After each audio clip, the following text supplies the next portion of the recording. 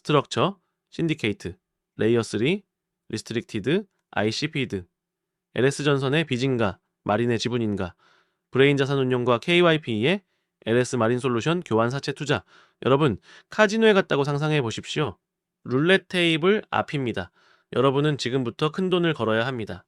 그런데 딜러가 여러분에게 아주 기이한 제안을 하나 합니다. 당신이 여기에 돈을 거시면 만약 룰렛이 꽝이 나와도 제가 원금은 100% 돌려드리겠습니다. 심지어 기다리신 시간만큼의 은행 이자까지 쳐서 말이죠. 하지만 만약 잭팟이 터지면 그 수익은 온전히 손님이 다 가져가십시오. 어떻습니까? 이건 도박이 아닙니다. 이건 잃을 수 없는 게임, 즉 설계된 승리입니다. 금융시장에서 이런 말도 안 되는 제안이 존재할까요? 네. 존재합니다. 우리는 이것을 하반기 막힌 비대칭적 구조, 전문 용어로는 메자닌이라고 부릅니다.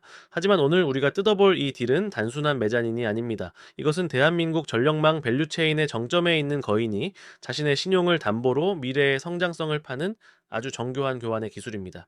금융세계에서는 이 잃지 않는 카지노 베팅을 바로 교환 사채라고 부릅니다. 오늘 우리가 분석할 케이스는 브레인 자산운용과 KYP가 LS전선이 발행한 교환 사채를 통해 LS 마린 솔루션이라는 폭발적인 성장 자산을 어떻게 안전하게 쇼핑했는지에 대한 이야기입니다. 사람들은 대부분 주가가 오를지 내릴지만 쳐다봅니다. LS 마린 솔루션이 해저 케이블 대장주라며? 사야 하나? 이런 1차원적인 질문만 던집니다. 하지만 진짜 선수들은 주식을 사지 않습니다. 그들은 주식으로 바꿀 수 있는 권리를 사면서 동시에 채권이라는 방패를 챙깁니다. 이번에는 왜 하필 지금 이 시점에 브레인 자산운용과 KYP가 LS전선의 문을 두드렸는지, 그리고 그들이 설계한 이 교환사채 구조가 어떻게 원금 보장이라는 안전벨트를 메고 해상풍력 슈퍼사이클이라는 롤러코스터에 탑승했는지, 그 치밀한 구조적 배경을 살펴보겠습니다. 우리는 이 딜을 통해 리스크를 0으로 수렴시키면서 업사이드를 무한대로 열어두는 구조 설계를 이해하게 될 것입니다. 이 Structure Breakdown, 이 딜의 구조는 3자 구도로 이루어져 있습니다. 첫 번째, 발행사는 LS전선입니다. 돈을 빌리는 주체입니다. 두 번째, 투자자는 브레인 자산운용과 KYPE입니다. 돈을 빌려주는 주체입니다. 그리고 세 번째, 이 거래의 핵심인 교환 대상은 LS마린 솔루션의 보통주입니다. 여기서 가장 먼저 주목해야 할 것은 발행사가 LS마린 솔루션이 아니라 LS전선이라는 점입니다. 보통의 전환사채나 신주인수권 부사채는 돈이 필요한 회사가 직접 발행합니다. 즉 LS마린 솔루션이 돈이 필요했다면 직접 채권을 발행했을 겁니다. 하지만 이 딜은 모회사인 LS전선이 발행했습니다. 이것이 무엇을 의미할까요?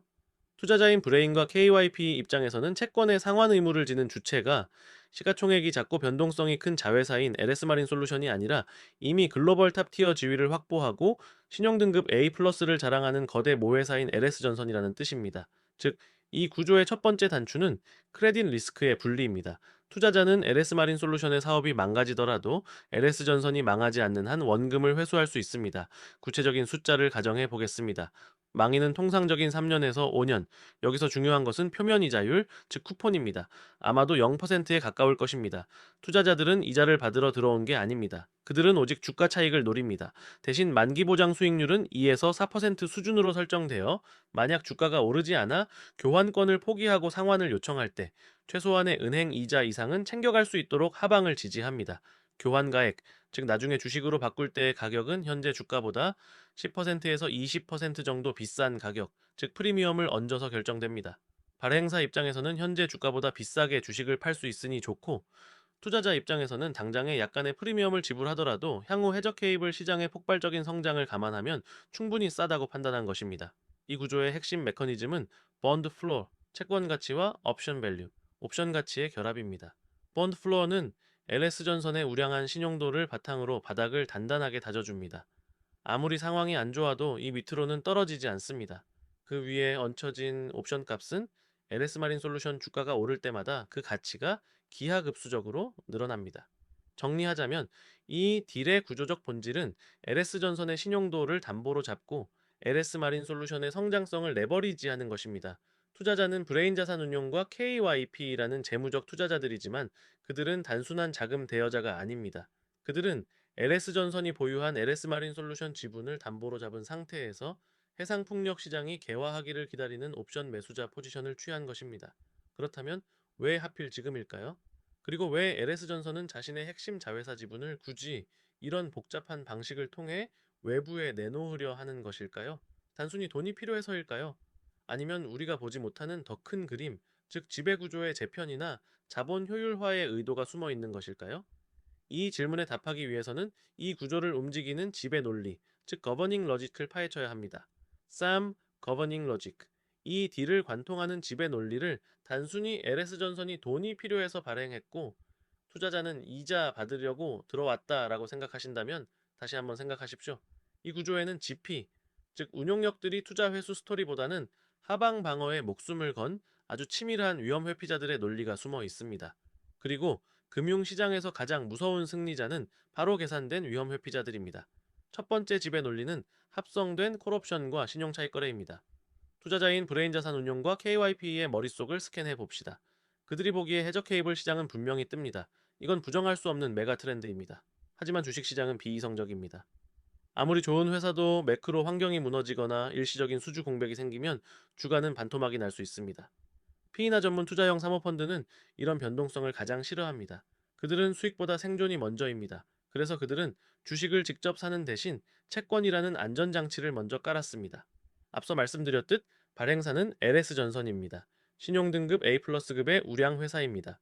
이 회사가 망할 확률은 사실상 제로에 수렴합니다. 즉, 투자자들은 원금 회수에 대한 리스크를 LS마린 솔루션이라는 변동성 큰 사업이 아니라 LS전선이라는 거대한 현금 창출원에 묶어버린 겁니다. 이것이 바로 번드 플로어, 즉 절대 깨지지 않는 바닥입니다.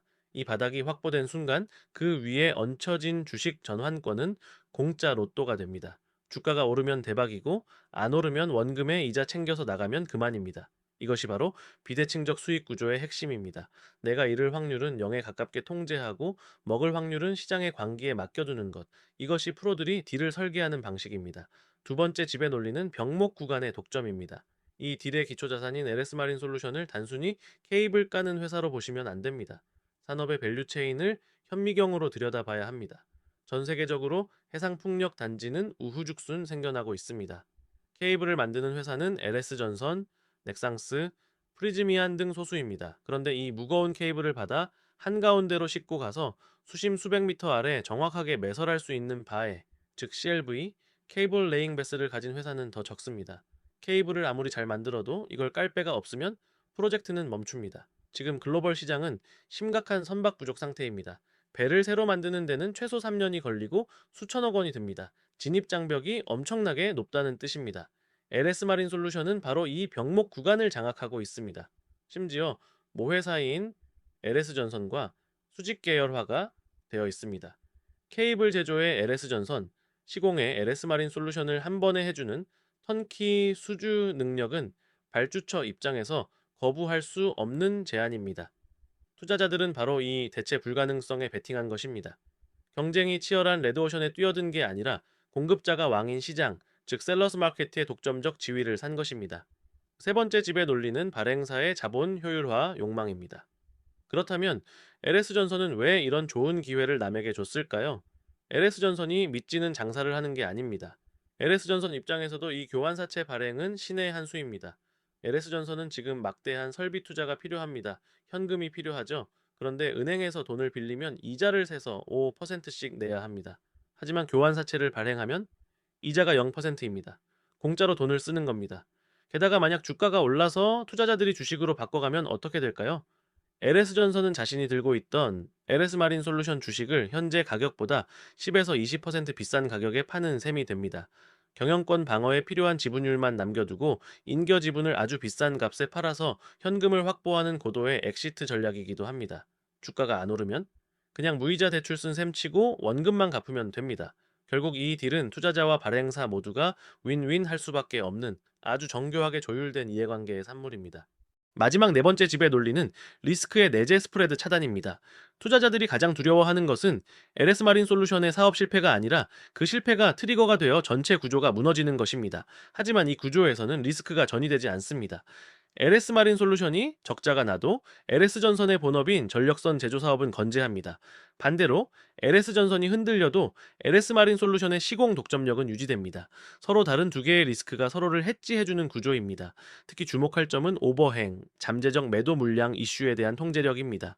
보통 주식 관련 사채가 발행되면 주식 수가 늘어날까봐 기존 주주들이 싫어합니다. 하지만 이 건은 신주를 찍어내는 게 아니라 LS전선이 이미 들고 있는 구주를 넘겨주는 교환 사채입니다.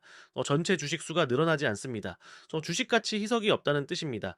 이는 주가 상승에 걸림돌이 되는 물량 부담을 구조적으로 제거했다는 의미이며, 투자자 입장에서는 주가 상승 탄력을 훼손하지 않으면서 엑시트 할 수 있는 최적의 환경입니다. 결론적으로 이 딜의 집의 논리는 명확합니다. 하방은 단단하게 막아두고 상방은 산업의 슈퍼사이클에 태워 무한대로 열어둔다. 그리고 이 모든 과정에서 발생하는 금융 비용은 제로로 만든다.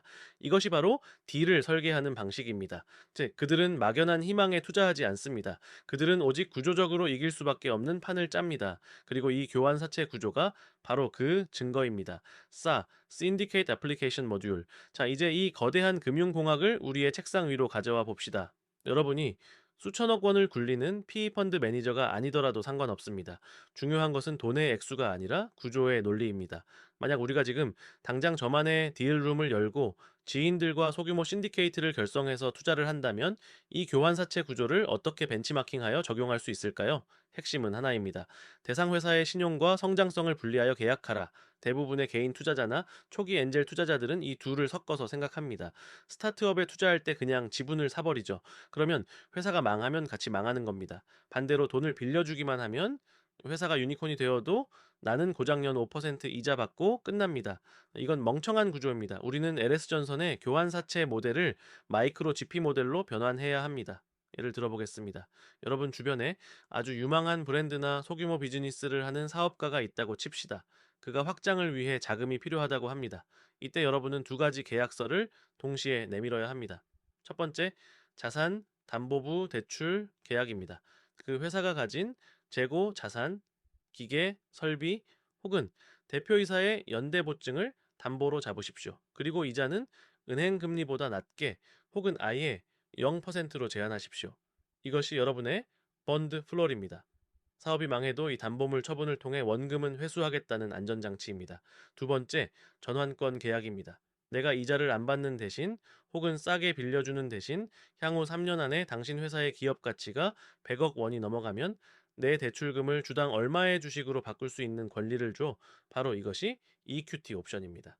이 구조가 완성되면 여러분의 포지션은 브레인 자산 운용과 똑같아집니다. 그 친구의 사업이 지지부진하면 담보 잡은 걸로 원금 회수하고 나오면 됩니다. 잃을 게 없습니다. 반대로 그 사업이 대박이 나면 대출금을 주식으로 바꿔서 수십 배의 차익을 누리면 됩니다. 이것을 부동산에도 적용할 수 있습니다. 꼬마 빌딩을 매입하는 신디케이트를 짠다라고 가정해 봅시다. 건물주가 되는 동시에 우량한 임차인을 미리 확보하는 계약을 맺는 겁니다. 스타벅스 같은 초우량 임차인과 10년 장기 임대차 계약, 마스터 리스를 먼저 체결하십시오. 그 임대료 흐름이 바로 여러분의 LS전선 신용 등급이 되어줄 겁니다. 건물의 시세 차익은 LS 마린 솔루션의 주가 상승과 같습니다. 시세가 떨어져도 임대료는 나옵니다. 시세가 오르면 임대료 수익에 더해 매각 차익까지 챙깁니다. 이것이 바로 구조 설계자의 사고방식입니다. 좋은 물건을 싸게 산다는 건 아마추어의 생각입니다. 프로는 가격이 떨어져도 다치지 않는 구조를 짠 뒤 공짜 옵션을 챙긴다라고 생각합니다. 여러분이 마이크로 GP로서 딜을 소싱할 때 상대방에게 단순히 돈을 주는 게 아니라 이런 구조를 제안하십시오. 상대방은 낮은 금리의 매력을 느낄 것이고 여러분은 안전한 업사이드의 매력을 느낄 것입니다.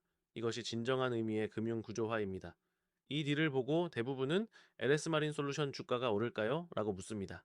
밸류에이션을 계산하고 차트를 봅니다. 하지만 진짜 중요한 것은 밸류에이션이 아니라 이 구조 그 자체입니다. 왜냐하면 이 구조를 이해하면 당신은 주식을 사는 소비자가 아니라 딜을 설계하는 생산자가 될 수 있기 때문입니다. 이 구조를 이해한다고 해서 당장 PE에 들어갈 수 있는 건 아닙니다. 대신 이 구조를 내 사업에 적용하면 스스로 신디케이트를 설계하고 운영할 수 있습니다. 우리는 문 앞에 서지 않습니다. 우리는 문을 직접 설계합니다. 스트럭처, 신디케이트, 리스트릭티드, ICP드, 엔드